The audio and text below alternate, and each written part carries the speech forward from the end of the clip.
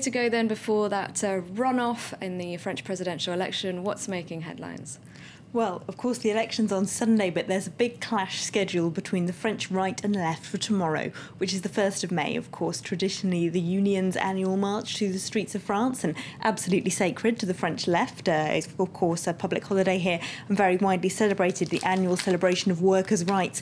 This year, though, Nicolas Sarkozy has decided to have a counter-rally in the middle of Paris, which is deliberately timed and designed, really, to provoke the left and the unions, with whom he already has a terrible relationship. He spent a lot of time in this presidential campaign accusing the unions of setting themselves up as false representatives of the workers, whereas he says he's talking to people who do real work. Here he is on the front page of Libération, a cartoon of him in a worker's uniform, in overalls, with the Front National badge on his hat there, as you can see, and with a placard that says work more to work more to work more. Of course, for the left-wing paper, that's what they reckon workers have got out of 5 years of a Sarkozy presidency, not the work more to earn more slogan, which brought him to power in 2007.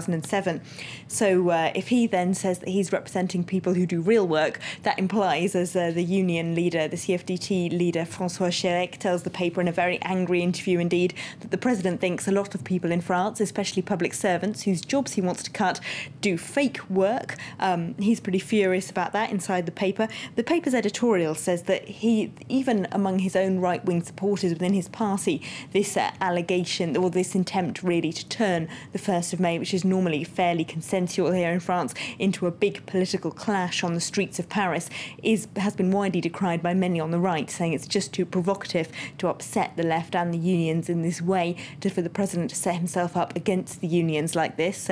Over at the communist paper L'Humanité, they are equally angry. They've got this very cross front page, the 1st of May, our day, our demands, it says. Inside, a number of union activists set out what their demands are. Of course, really, these are more directed towards François Hollande, the socialist candidate, who they hope is listening to their left-wing proposals, than they are towards Nicolas Sarkozy. Of course, they're things like try and lower unemployment by creating a policy based on growth, which is something that François Hollande feels now that he's getting more support across Europe for. And in the paper's editorial, they say that France's workers will not be intimidated by Nicolas Sarkozy's attempts to take their day, the 1st of May, and make it his own. Another thing they're really worried about is that after the election, we may see swathes of mass redundancies here in companies in France, after it was reported last week that the president had put pressure on some CEOs to put off their redundancy plans until after the election. Yes, that would make him look bad, wouldn't it? So tomorrow set to be a very busy day on the streets of Paris. Moving on now to accusations made by Dominique Strauss-Kahn, making the right defensive and making the left, the socialists, distance themselves from him. Yes, he's erupted back into the presidential campaign this weekend, just when you thought you'd seen the last of him. He's over here on the front page of Le Figaro, Dominique Strauss-Kahn. Now, their exclusive today is what exactly he told the judges in the Carlton case. Now, remember, this is the one around the ring of prostitutes with which he was supposedly involved in Lille in France, on which he could face grounds of aggravated pimping, which is a crime in France.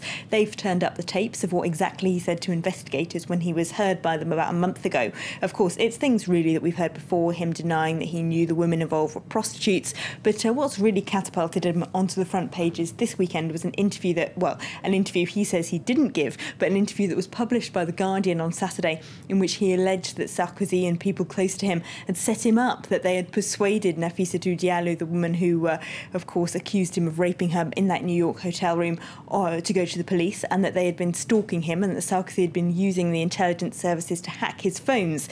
Now, he actually has denied now that he said that. So it's all become very complicated, who got what from where, when.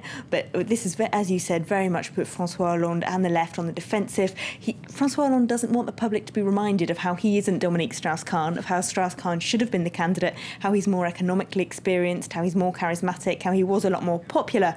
And a lot of the left are now running away from any association with him. OK, thank you very much, Elena. You're watching Live from Paris. Coming up after the break.